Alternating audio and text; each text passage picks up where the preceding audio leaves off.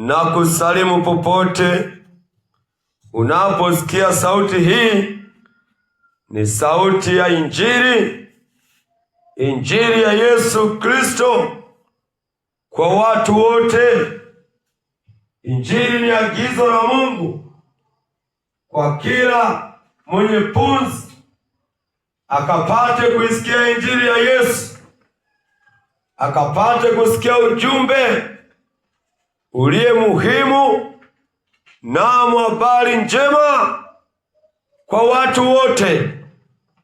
Basi natumaini mzima popote ulipo, nami kwa uwema wake Mungu sisi sote ni wazima, ili mpendeza Mungu neno lake likiendelee kuhubiriwa kwa watu wake. Ndani ya neno ndiko huko uokovu. Uokovu ni neno. Pasipo neno hakuna kilichotendeka. Pasipo neno hakuna uhai. Pasipo neno hakuna uzima.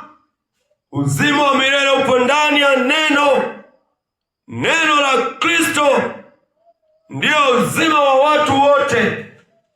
Neno pekee ndio tuliochaguliwa liweze kutuweka sawa, liweze kutuokoa. Tukisoma kile kitabu ni Misali. Kitabu ni Misali ile 14 na ule mstari wa 12, maandiko yanasomeka kama ilivyoandikwa: iko njia ionekanayo ya kuwa ni sawa machoni pa mtu, lakini mwisho wake ni njia za mauti. Misali 14 ule mstari wa 12, neno la Mungu linasomeka kuwa iko njia ionekanayo kuwa ni sawa machoni pa mtu, lakini mwisho wake ni njia ya mauti. Maisha ya mwanadamu, unapoamka kila kuitwapo leo, inaonekana ni njia nzuri sana machoni pako, inaonekana ni jambo jema sana, na unaona uko sawa, na hiyo njia inaonekana machoni pako ya kwamba iko sawa. Ni kwa sababu ya kwamba moyo wa mwanadamu ni mdanganyifu. Mioyo yetu inatudanganya wenyewe ya kwamba tuko sawa, ya kwamba siku zinapoenda, maisha yanapoendelea, hauoni shida yoyote, huoni tatizo lolote. Unaishi, macho yatakuzilishia ya kwamba hayo ndiyo maisha, na utamshukuru Mungu. Lakini asubuhi ya leo Mungu anasema nasi ya kwamba maisha yoyote ambayo hayana Mungu, mwisho wake ni mauti. Maisha ambayo unajiona uko sawa, haujatubu, haujaua mwili wa dhambi, haujageuka zile uchafu wowote, na akili yako inakudanganya kwamba uko sawa. Ndiyo, uko sawa, haumwi, hauna tatizo lolote, mipango yako inaenda. Unaamka asubuhi, unaendeleza mipango mingine na mipango, lakini maandiko yanasema huyo mtu mwisho wa njia hizo ni mauti. Mwisho wa maisha hayo ni mauti. Yesu alipokuja duniani akafanyika kuwa ile ndiyo njia ya kweli na uzima, ili watu ambao wawe katika heri wamwamini Yesu Kristo. Wao walio mbali na Yesu, hizo njia unazopita, mienendo unayoishi, usije ukajidanganya. Mwisho wako utajuta. Mwisho wa maisha yako itakuwa ni majuto, itakuwa ni kilio. Lakini angali sasa uko hai, moyo wako utakudanganya. Utaona mipango yako inaenda sawa, utaona familia yako sawa, utaendelea tu kuishi kwa kujitegemea mwenyewe, bila kuwa na ibada popote pale, bila kumwamini yule aliyekuumba, bila kutubu dhambi zako. Utaona iko sawa, ndugu yangu. Lakini maandiko yanasema mwisho wa hizo njia zinazoonekana sawa mbele ya mwanadamu ni majuto.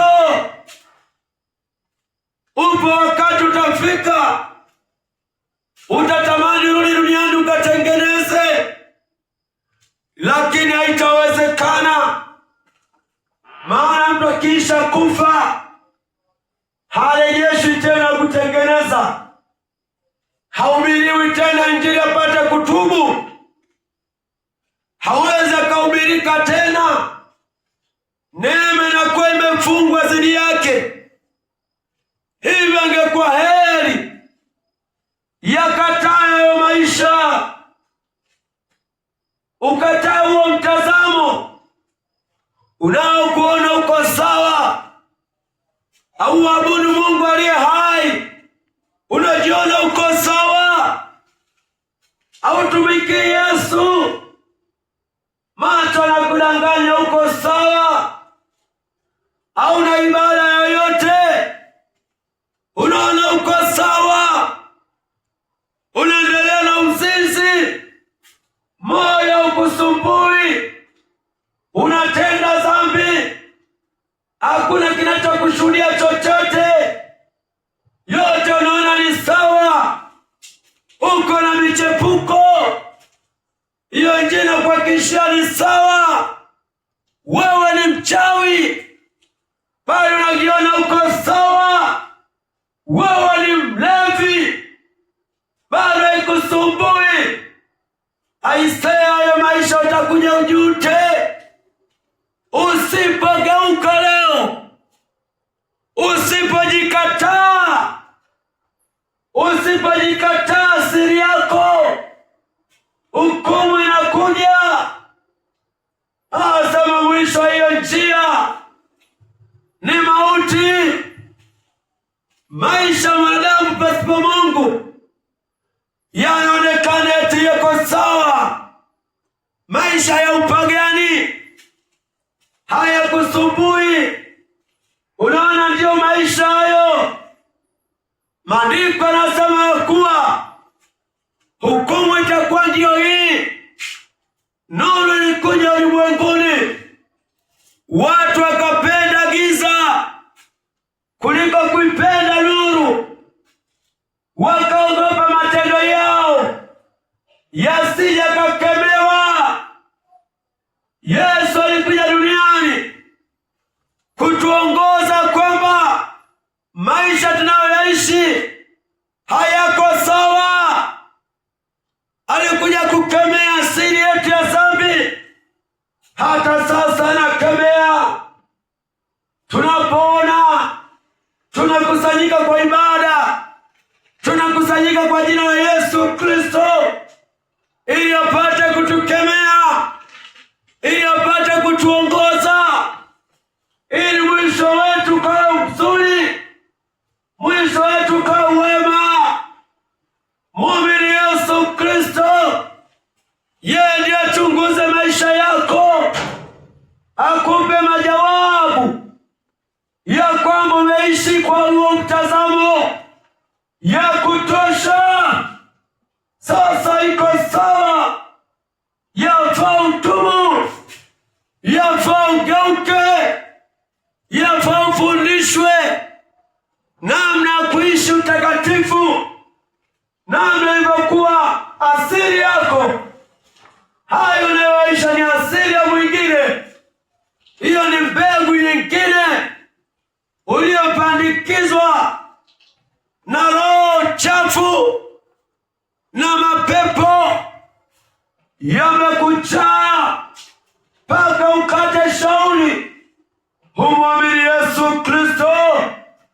Haleluya! Popote ulipo, hizo njia unazozipitia ndugu yangu, unapoamka salama, na wewe unashukuru tu, asante.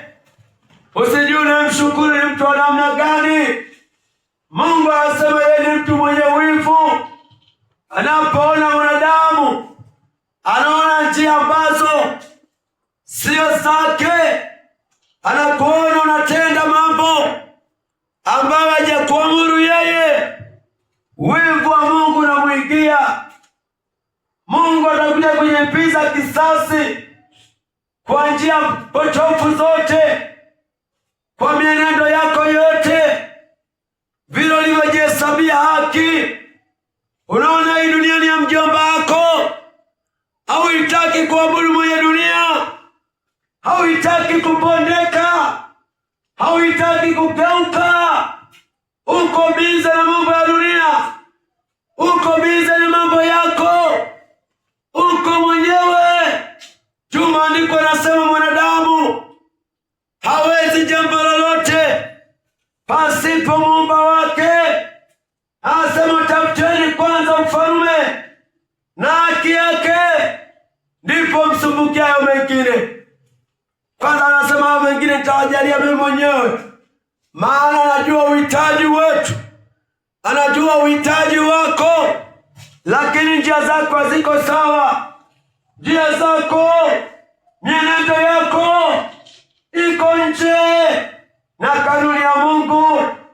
Mungu anahitaji utubu. Mungu anasema ugeuke.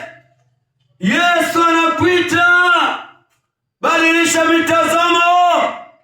Njia ya ulevi sio sawa, uongo sio sawa, utahukumiwa. Usipogeuka utahukumiwa. Usipogeuka zidi ya tamaa. Moyo wako uko na tamaa, au riziki unamke, lakini bado unageuka. Hiyo ni tamaa. Huo sio mpango wa Mungu, huo ni mpango wa Shetani. Shetani yeye ana roho ya mafarakano, lakini Mungu anaachilia Roho Mtakatifu kwa kila mwaminie. Hebu mwamini Yesu, mwamini Yesu angali bado.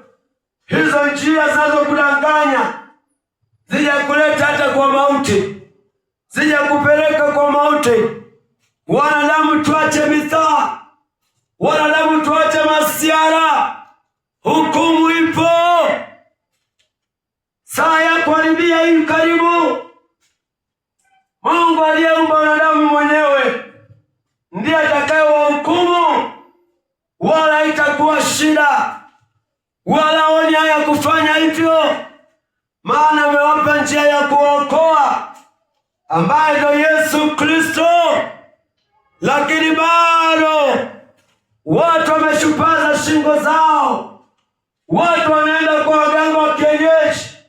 Maandiko amekataza, yanasema laaniwe mtu yule mtegemeaye mwanadamu, alaaniwe mtu yule mfanyie mwanadamu mwenzake kuwa ndiyo kinga. Na hiyo ikusumbua, naona iko sawa. Hizo ni njia za hapa duniani. Mungu yupo ambaye ndiye tumaini la watu wote. Inatupasa wote tumtumaini yeye, inatupasa sote tumwamini yeye. Tuepuke kuamini waganga, tuepuke kuabudu miungu. Waganga ni miungu mingine. Anayestahili kuelezewa matatizo ni Yesu Kristo. Anakataza hizo njia za kipagani, anakataza Kataza maisha uliyozoelea, maisha uliyorithi kwa wazazi wako, kumpa kuzaliwa mara pili, ambapo Yesu Kristo yeye ndiyo mzazi wa kweli, anakufundisha iliyo kweli. Asema mimi ndiyo kweli, mukikaa ndani yangu mutaijua kweli, itawaweka kwa huru kweli kweli. Haleluya! Popote ulipo, sauti ya Injili na kufikia sawasawa, na muitii. Kuokoka ni kusikia, ukaamini, ukageuka, ukaenda kumtumikia uliyemsikia Yesu Kristo anakusamehe.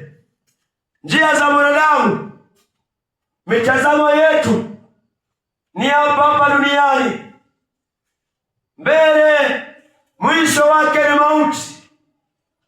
Wengi waliishi dunia, lakini walipokufa walitamani wakarudi watengeneze maisha yao. Haikuwezekana. Ni kwa sababu waliona mitazamo yao ndiyo iko sawa. Mungu anapoona mwanadamu umeshupaza shingo yako, anakuachilia aone mwisho wako itakuwaje. Ogopa Mungu akageuza uso wake, akuacha uende unavyotaka. Kama anavyosema zamani za ujinga, alijifanya kama azioni. Aliacha wanadamu walitenda wanavyotaka, walilewa wanavyotaka, walizini na kuziniana wanavyotaka, walilogana wanavyotaka, walitukanana, walisengenyana. Lakini Mungu akaona hiyo ni hatari zaidi, akaanza mpango wa kukomboa mwanadamu. Ndipo akaamuru watu watubu, watu wageuke, wamwamini Yesu Kristo. Saa ya kumwamini Yesu ni sasa. Wakati wa kugeuka ni sasa. Wakati wa kumwamini ni sasa. Wakati wa kukataa njia zako na kufuata njia ya kweli. Sawa sana maandiko yanavyosema ya kwa Yesu Kristo, yeye ndiyo njia ya kweli, yeye ndiyo njia ya uzima. Mtu akimwamini Yesu, akaanza kumtumikia, akaanza kufuata injili ya Yesu Kristo, hayo ndiyo maisha yaliyo mema. Hiyo ndiyo njia ya uzima. Hizo njia zingine umedanganywa ndugu yangu. Hizo njia zingine unajifariji, mauti na kungojea. Na mauti na kungojea sio tunakuzika na mchanga. Heri tunakuzika na mchanga kwenye kaburi. Mauti inayozungumziwa kiBiblia ni ile na mauti ya nafsi, ambapo unazikwa katika ziwa la moto, ambapo unalipwa sasa na matendo yako, ambapo ndiko kuna kilio na kusaga meno, ambapo ndiko utajuta, ambapo ndipo utaomba. Wakati utakuwa umekwisha, utajaribu kuongea viswahili vyote, vitakataliwa. Hiyo ndiyo mauti inayozungumziwa kiBiblia. Mwanadamu anaenda kuhukumiwa, mwanadamu anachomwa moto, mwanadamu anawekelewa kwa moto. Ni kwa sababu alikataa kuamini, ni kwa sababu aliona kuabudu ni ushamba, ni kwa sababu ulienenda kwa nafsi yako, akili yako ikakudanganya, yani upwe alafu jiongoze. Kitu kama hicho hakiwezekani. Mwamini Yesu. Yesu anakuita. Yesu anaikataa hiyo njia. Yesu anasema hiyo njia ni mauti. Tazama mienendo yako mwenyewe, utapata majibu. Roho wa Mungu atakufunulia. Roho wa Mungu atakuonesha ya kwamba umepotea ndugu yangu. Yafaa ugeuke, yafaa utubu, yafaa uachane nayo maisha, uachane na hiyo mitazamo, umtazame Kristo. aliyekufa na akafufuka kwa ajili ya dhambi zetu. Yesu alimwaga damu yake ili kila atakayemwamini aitazame hiyo damu, imsafishe zili ya udhalimu wote, zili ya dhambi zote, zili ya chuki, ulevi, fitina, faraka, uchawi, usingiziaji. Damu ya Yesu inasafisha. Saa ya wokovu ni sasa. Wakati uliokubalika ni leo. Imani chanzo chake ni kusikia. Je, haukusikia? Hilo swali wengi watakuja waulizwe mbele ya kiti cha enzi. Mwanadamu amekusudiwa kuulizwa na Mungu ya kwamba, je, haukusikia? Haukujua? Haukufahamu ya kwamba Mungu yupo, ndiye mwenye uweza, anawapa uwezo wasiokuwa na uwezo, anawaganga waliovunjika mioyo, anawapa nguvu wasiokuwa na nguvu. Lakini wewe bado unaenda kwa waganga, lakini wewe bado unatambika, lakini wewe bado unalala na masonongo ndani. Na juu unahubiriwa habari za kwamba Mungu yupo, bado unatembea na hirizi, bado unailinda nyumba yako kwa uchawi. Mungu atakuhukumu. Hiyo ni miungu mingine, hiyo ni akili ya hapa duniani, haitakusaidia. Hutahukumiwa ndugu yangu. Hebu epuka. Tangu sasa jisemee mwenyewe. Kataa waganga, kataa uzinzi. Jinusuru wewe mwenyewe. Umwamini Yesu Kristo. Ishara ya kujinusuru ni kumwamini Yesu na kwanza kumtumikia. Wakati unao, nafasi unayo, hayo maisha unayoyaishi unaona ndio yako sawa, Mungu asubuhi ya leo anayakataa. Anasema hizo sio njia zake, rejea kwake. Yeye anapokea watu wote wanaopata ufahamu, wanakiri ya kwamba wamekosea, wanaona kweli hawakumpendeza Mungu. Mungu anapomrudia anawapokea. Yeye ni mwingi wa huruma, yeye anasamehe, yuko tayari kukusamehe. Wewe utakayegeuka, wewe kijana, epuka uasherati. Hiyo njia inaonekana ni njema, unaonekana unapata raha, unapata raha za majuto, watafuta jambo la kujiangamiza mwenyewe. Kimbia uzinzi, uasherati.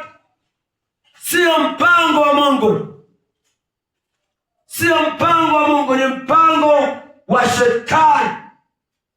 Mpango wa Shetani ufe hujamjua Mungu, ukutane na zinaupata ukimwi ukufe, nguvu kazi ishindikane, nguvu kazi pungue. Ewe mlevi, kataa ulevi. Ulevi ni mpango wa Shetani. Unapoteza mawazo ya kuwaza yaliyo juu. Ulevi unakufanya uwaze yaliyo chini. Ulevi unakufanya uwe mpumbavu. Ulevi unakutoa katika utu wa Mungu. Unakuwa tena kama mnyama, unapoteza tena ufahamu. Yani uhangaike. Epuka katika utumwa wa ulevi. Hivyo ni vifungo vya Shetani. Amefunga watu katika ulevi ili wasiokoke, ili wasimwamini Mungu. na juu tunajua kwamba Mungu yupo kwa ajili ya wanadamu. Ukisoma kile kitabu cha Mathayo, acha nisome kwa uweza wake. Mathayo 1 ule mstari wa 21, na mnaenda kusoma Mathayo 1 mtakatifu ule mstari wa 21. Naye atazaa mwana, na utamuita jina lake Yesu, maana yeye ndiye atakayewaokoa watu wake na dhambi zao. Yesu Kristo alipozaliwa katika tumbo la Mariamu, mpango wa kuzaliwa Yesu haikuwa ili aje aishi duniani aone ufahari wa dunia. Hapana, alikuja kwa kazi moja tu, asema atawaokoa watu wake na dhambi zao. Hivyo ni jambo la kuaminika kabisa ya kwamba wewe ni mtu wa Yesu, mimi ni mtu wa Yesu, wote ni mali yake. Uwe ni Mkinga, uwe ni Mundari, uwe ni Mnyakyusa na kadhalika na kadhalika, wewe ni mpango wa Yesu, wewe ni mtu wa Yesu. Yesu sasa, yapo maneno aliyokuamuru yatende, wewe uko bize na virabu, uko bize na uzinzi. Ukifa nani alaumiwe? Yesu atalaumiwa. Yesu alikuja duniani kukuokoa. Sasa wokovu wa Yesu anakuelekeza cha kufanya ambacho kipo katika maandiko. Uyafuate hayo maandiko ili ukapate amani, ukapate ujuzi, ukapate ufahamu. Wewe hata redio unasikiza tu za michezo, hauna habari na mahubiri, unaona ni kelele. Utapataje kupona usipomwamini Yesu? Utapataje kubadilishwa usipokaa chini usikilize neno lake? Usipokuja kujifunza neno lake, utakuwa ni mgeni wa nani? Yesu anakuita. Yesu anasema na asubuhi ya leo, njia unazopita zinaonekana ni nzuri kwa macho yako tu, lakini zinamchukiza aliye hai, aliyekuumba. Anachukizwa na njia zako. Hebu geuka, epuka hizo njia zina mauti. Yesu anatuepusha kwenye mauti, wanadamu tupate kuokoka, wanadamu tuepuke mauti. Huwezi kuepuka mauti usipomwamini Yesu akuepushe. Yeye ndiye anaepusha mauti. Tumaini weka kwa Yesu. Hata ungekuwa mgonjwa, mwamini Yesu atakuponya. Yeye ni mponyaji. Ameachilia mamlaka kwa watumishi wake. Anasema mtaweka mikono juu ya wagonjwa nao watapata afya. Ukija kwa Yesu, kwa watumishi wake, asema watumie tu jina langu, wasitumie kingine chochote. Kwa jina la Yesu utapona. Kwa jina la Yesu utakuwa na afya njema. Kwa jina la Yesu uko salama. Mwamini Yesu Kristo, mwamini Yesu. Epuka njia za wanadamu, epuka mitazamo ya watu. Tengeneza imani kwa maarifa yako, tengeneza imani wewe mwenyewe. Njoo uonje uzuri wa Yesu. Mengi umeyaona.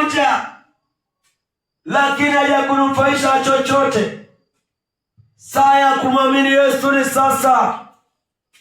Kimbilia kwake, lango bado liko wazi, linakaribisha kila ingiaye. Yesu bado yupo. Yesu bado anaita watu wake. Anasema hapendi hata mmoja apotee, bali wote wafikirie toba. Yesu anazidi kukuita kabla hujafa, maana ukifa na dhambi sio mahali yake tena. Yeye mwenyewe amekiri wazi, amesema tumeambiwa kuishi mara moja, baada ya kifo ni hukumu. Mwanadamu hukumu inatisha. Hukumu ya Mungu si kama hukumu ya wanadamu. Hukumu ya wanadamu utawekwa rumande na chai utaletewa, lakini hukumu ya Mungu baada ya kufa na dhambi ni kulia na kusaga meno. Yule tajiri alitamani hata tone la maji kutoka kwenye nchi ya Lazaro, lakini akazuiliwa. Tunaonyeshwa ni namna gani Mungu akiita mtu naye mtu akakataa, asema na ile siku atakukataa. Hatasikia kilio chako, hatasikia Kiswahili chako, hatakuhurumia, maana umefanyika kuwa mkaidi.